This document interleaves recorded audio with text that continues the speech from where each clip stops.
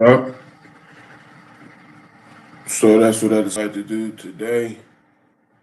Just adjusting, getting my view, the whole setup right, everything. But I'm gonna read out of the Art of War today. Everything's going good this new year, For me and my people, everything's kind of slow motion, but overall, I'm appreciative for all the things and everything. But thank you for the blessings. Looks like I said, looks like the Raiders are going to have a quarterback to build around. If they draft that number one, Mendoza, but his numbers look pretty good. Looked at his numbers the other day. They say he was undefeated. I'm not even gonna lie to you. I've been so busy working, uh, making moves and stuff with all my stuff. I haven't even been paying attention to the sports real deep like I usually do. But they say he won what? He won the Heisman. Won the Heisman. Went undefeated. Completion rate of 71.5% for 2,980 yards, 33 touchdowns, only 6 interceptions. For 6 touchdowns. Yeah, looks like a good pick. I definitely would pick him up. But besides that, man, looks like we got a whole lot of stuff going on in the world. A lot of people making a lot of changes with their life and a lot of accomplishments, you know, being successful at a whole lot of different things. But you got to make the life decisions. You got to make life decisions for yourself that are going to make your outcome better. Sometimes for you. I make sacrifices for people and things, but once a person expresses they're not out for you or your best interest in life, then you got to start looking out for yourself, really, because it's not really, I had to learn that too, I put a lot of effort and a lot of time and investment into people. And then they turn around and when they show you their true colors, and then they show you I don't feel the same. Like, I don't love you like you love me, those type of situations. So, you can't force a person to do all the stuff that you're trying to do. Really, when it really comes down to it, how much time you have left in the planet, you know, who knows? So that's all for you to decide and for you to live your life to the fullest. But I try to send blessings to people, try to bless people because I know about the law of attraction and you reap what you sow, just like the Bible, the original text and stuff like that. I know all about that, and positive energy and stuff like that. So I'm an optimistic person, and I try to respect everybody, mind my own business, and I always try to be, like I said, optimistic and think good scenarios. I always try to think the best outcomes. Stuff could happen. Messed up stuff could happen. Different things could happen in your situation, in your scenario. That's always going to be there, though. We could sit out all day. When you say you're going to go do something, when you say you're going to go win the Super Bowl, you say, yeah, all these scenarios could go bad and all this stuff could go bad. But at the end of the game, you're playing in the Super Bowl, or for instance, when they had the overtime Super Bowl, was the longest Super Bowl in the history of Super Bowls. You got your last little, say you got 20 seconds on the clock. You got your star quarterback, star running back, and you got a nice line. protecting, to develop the plays for the receivers and everything else. So you're playing a 20-second play, and this is the last shot to win. You're down. The score, say if you score a touchdown just by scoring. So let's say, for instance, you're down by 4 points, and it's what, second down or something. So you got a chance to play 2 more plays. It's not like you're gonna punt. You're not gonna kick a field goal. You're down 4 points. So you gotta score a touchdown no matter what. So every play that you're gonna call from there on out, depending on where you're at. If you're in the red zone, you know what I'm saying? Depending on where you're at, you're shooting for the end zone. It's the Super Bowl. It's the end. The season's over. It's the Super Bowl. It's the last game. So for that last 20 seconds, you're gonna try to score. But when you talk to your team in the huddle, you're not gonna try to discourage them and say, "Oh, we're gonna lose and this play's not gonna work." And that's not actually how it works. You know what I'm saying? You're just gonna call your plays. You're gonna say, "Yeah, it's possible they could run this way. They could set the pick. They could do this. They could do that." But you got the best players in the world, so you know what I'm saying. That's why they're in the NFL. They're considered the best at that position, and they made it to the Super Bowl. So for that season, technically they're the best. So you're gonna try to call the best plays, but yeah, I don't need a whole bunch of people.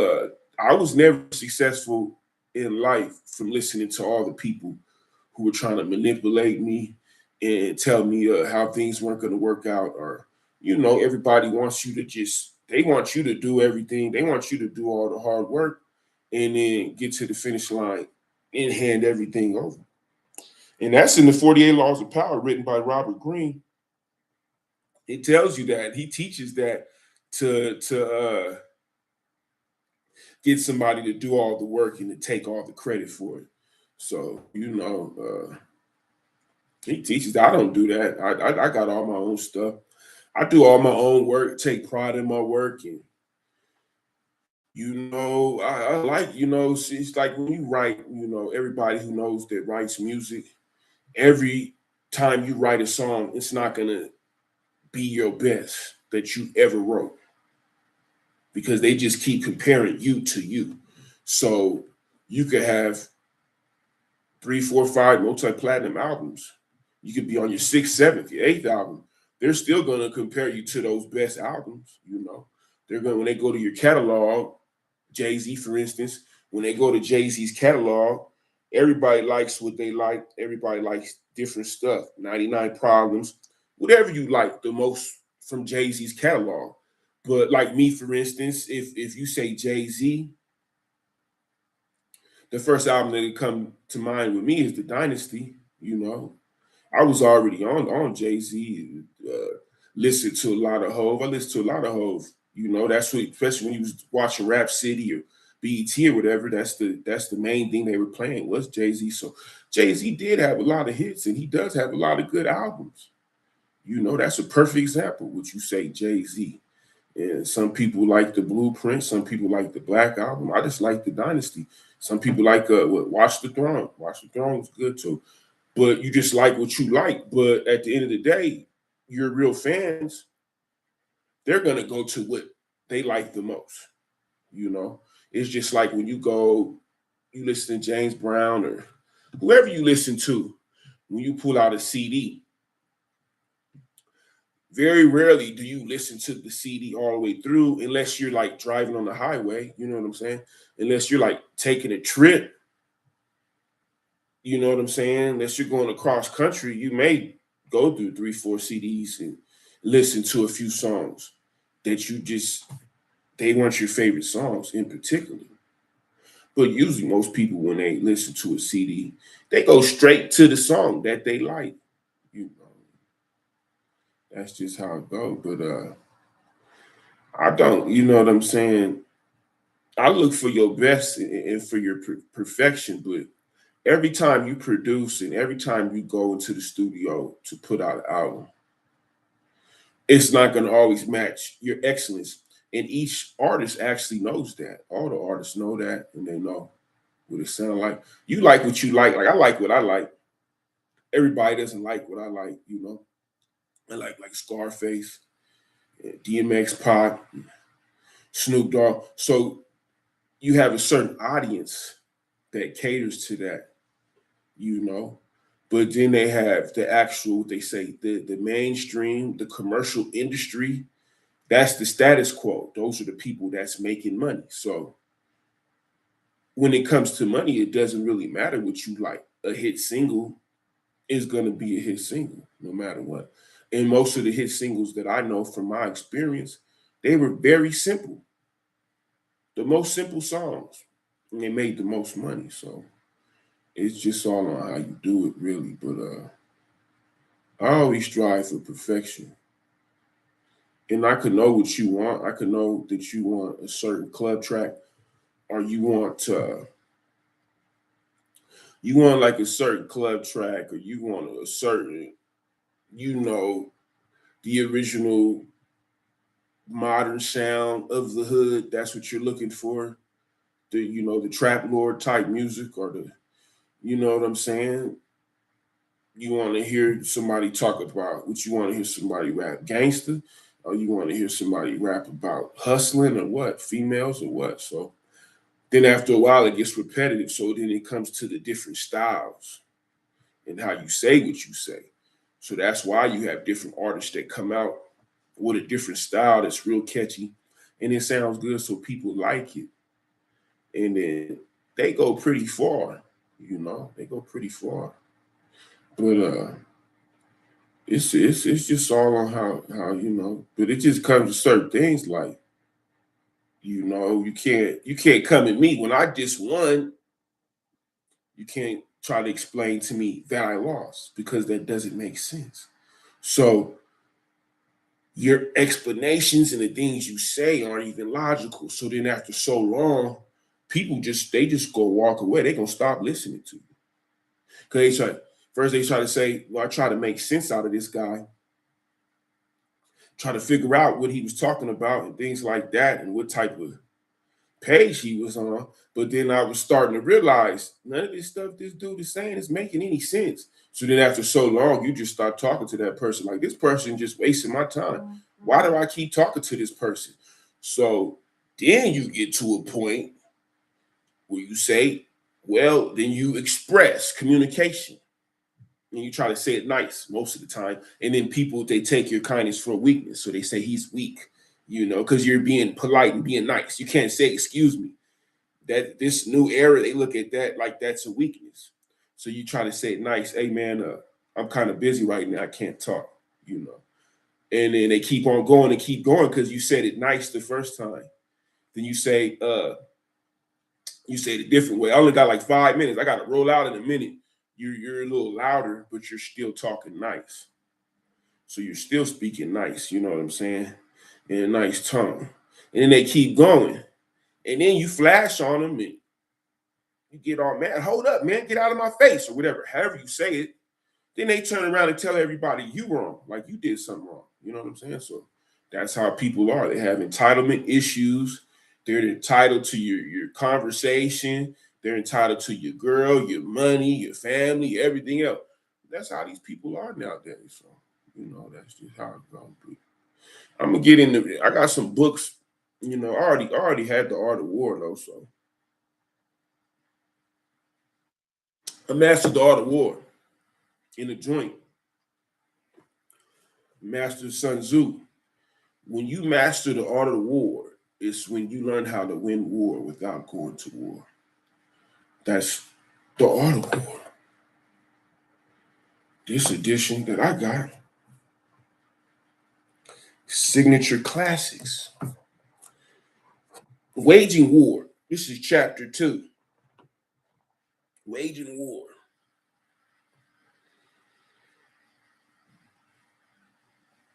Tails Kung has the note. He who wishes to fight must first count the cost, which prepares us for the discovery that the subject of the chapter is not what we might expect from the title, but is primarily a consideration of ways and means Sun Tzu said, in the operations of war, where there are in the field 1,000 swift chariots, as many heavy chariots, and 100,000 mail clad soldiers. The swift chariots were lightly built and according to Chang Wu, used for the attack. The heavy chariots were heavier and designed for purposes of defense. Li Chun, it is true, says that the latter were light, but this seems hardly probable. It is interesting to note the analogies between early Chinese warfare and that of Homeric Greeks. In each case, the war chariot was the important factor, forming as it did the nucleus round which was groped a certain number of foot soldiers. With regard to the numbers given here, we are informed that each swift chariot was accompanied by 75 footmen and each heavy chariot by 25 footmen, so that the whole army would be divided up into thousands, battalions, each consisting of 2 chariots and 100 men, with provisions enough to carry them 1,000. Modern league go to a mile. The length may have varied slightly since Sun Tzu's time. The expenditure at home and at the front, including entertainment of guests, small items such as glue and paint, and some spent on chariots and armor, reached a total of 1,000 ounces of silver per day. Such is the cost of raising an army on 100,000 men. Two, when you engage in actual fighting, if victory is long in coming, then men's weapons will grow dull and their ardor will be dampened. If you lay siege to a town, you exhaust your strength.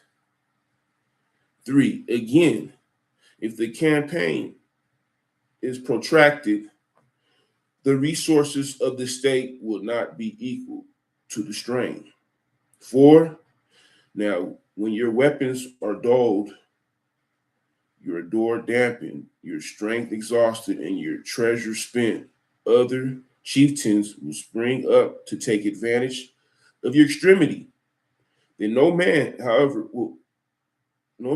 wise, will be able to avert the consequences that must ensue. Thus, though we have heard of stupid haste in war, cleverness has never been seen associated with long delays. The concise and difficult sentence is not well explained by any of the commentators. Tays Kung, Lei Chun, Ming Shi, Tu Wu, Tu Mu, and Mi Yale Chen have notes to the effect that a general, though naturally stupid, may nevertheless conquer through sheer force of rapidity. Hoshi says haste may be stupid, but at any rate, it saves expenditure of energy and treasure. Protracted operations may be very clever, but they bring calamity in their train. Wang Haisai evades the difficulty by remarking lengthy operations mean an army growing old. Lengthy operations means your army will grow old. Too long. Wealth being extended and empty. executor and distress among the people. True cleverness ensures against the occurrence of such calamities. Chang Wu says, so long as victory can be attained, stupid haste is preferable to clever dilatoriness. Now, Sun Tzu says, nothing would ever except possibly by implication about ill-considered haste being better than ingenious but lengthy operations. What he does say is something much more guarded, namely that while speed may sometimes be injudicious, tardiness can never be anything but foolish, if only because it means impoverishment to the nation. In considering the point raised here by Sun Tzu, the classic example of Fabius Concactator will inevitably occur to the mind. The general deliberately measured the endurance of Rome against that of Hannibal's isolated army, because it seemed to him that the latter was more likely to suffer from a long campaign in a strange country. But it is quite a moot question whether his tactics would have proved successful in the long run. The reversal is their reversal, it is true, led to caning, but this only establishes a negative presumption in their favor. Six, there is no instance of a country having benefited from prolonged warfare.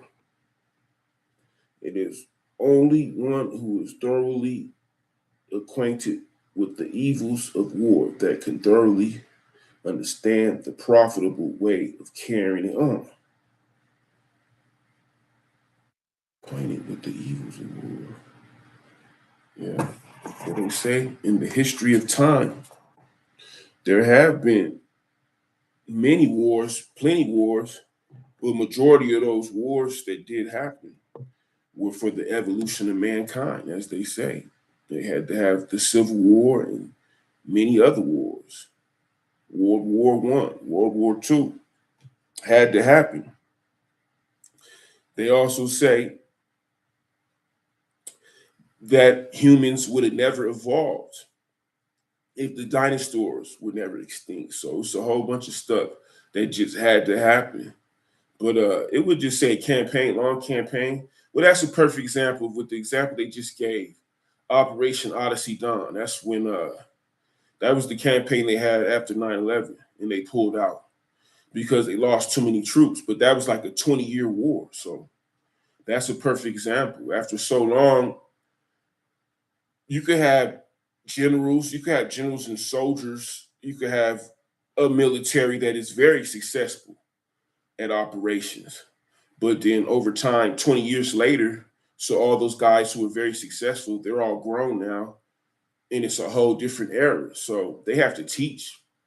They have to teach the other guys how to operate, how to do a military campaign, things of the such. And then your soldiers, your military, the people who support you, they could actually lose interest in your campaign if they've been going for years and years and years and decades, and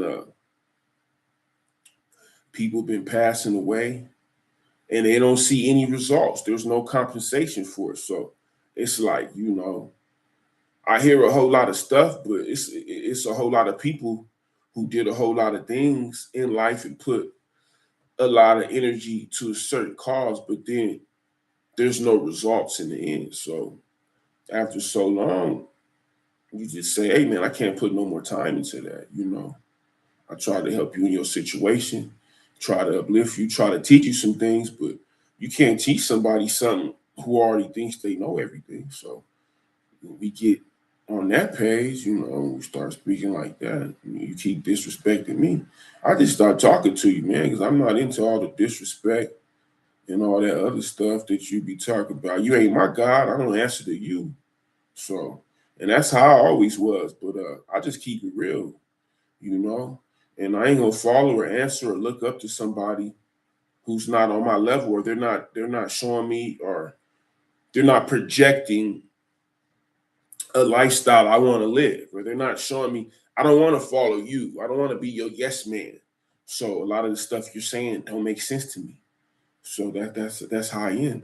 And then I'll tell a person straight up, man, like right now, we should just stop talking because, like my grandma told me, if you don't have anything good to say, don't say nothing. So a lot of times I don't even talk because you're not gonna like what I'm gonna say anyways, because I'm not gonna agree with you. So it's not gonna be, it's not gonna play out how you want it to play out, you know. And you can't forge your own destiny. That's what you're trying to do. You want everything your way in the world, but you didn't earn that. You didn't earn the world, so you didn't earn that status for everything to be your way, you know. So and a lot of people, they just feel, like I said, a lot of people have entitlement issues, and they feel some certain way about a whole lot of things in life. And they want to blame everybody for all the bad stuff that happened to them in life and everything else. So, you know, that's just how it goes sometimes, man. And you just gotta let it play out how it play out, and then you gotta accept it, and there's consequences for the decisions you make. You know what I'm saying? And you got the right to make whatever decision you're gonna make, but that's just how it's gonna be either way, that you like it. You could throw a fit. That's like a kid throwing a fit. They don't get the presents that they want, or something doesn't go their way. So that's just not the deal that we had, man. And you couldn't meet the requirements of your position. You couldn't fulfill the obligation. But that's because you didn't invest enough into your career. You already knew this is what you was gonna try to do, but you picked 20 different things. You picked one thing, you picked another thing. You didn't go pro football, you didn't go pro boxing, you didn't do the UFC thing. You know what I'm saying? You weren't successful at all the other stuff. So now you just keep flipping over cars, but you didn't put enough time and investment into that talent. So you didn't hone your skill. So that's the problem, like anybody could say anything, but it's just like, you got your uncle that comes out there and he's like in his 50s now, and from 20 from his early 18s to 25 to 35, 38, he was flipping backflips. Then he tried to go flip a backflip in his 50s, but you ain't tried to flip no backflip for like 20 years. You can't flip no more. So you know what I'm saying? So and that's what happened. And you try to flip it and you fall down, you weigh more everything. You're not as strong with your legs, nothing as strong as you used to be. You land on your neck. You know what I'm saying? But that's how it is. You're not you didn't put enough time and effort into that. But it is what it is. I ain't gonna take care of you and your man. You keep telling me your man is better than me, but I know I'm better than your man, so I ain't got nothing for you at the end of the day. You know what I'm talking about? So that's just how it goes. But yeah, you made it sound real good, but nah, we don't agree with you on 90% of the stuff you're saying. So nah, you won't succeed the throne. You want to be the successor and all this other stuff. You trying to forge stuff and change stuff, and you going against the grain. So that's the results you get. You playing with energy, but you're playing with negative energy, and that's what you're projecting back to yourself. All that energy is going to just come right back to you. So that's how it goes. If you had the part, the magnet. We try to put the magnet together, and it keeps coming apart. What would happen was the magnet flipped back. You got stuck in the middle. So you playing with them energies. That's what happened. You keep playing with that energy, but you don't really know what you're doing. So, but I'm gonna holler at y'all later. I get some more content for y'all. I appreciate y'all. Happy New Year, and we're gonna keep it going. We're gonna keep the show going. Female sports and hip hop. Y'all have a good day.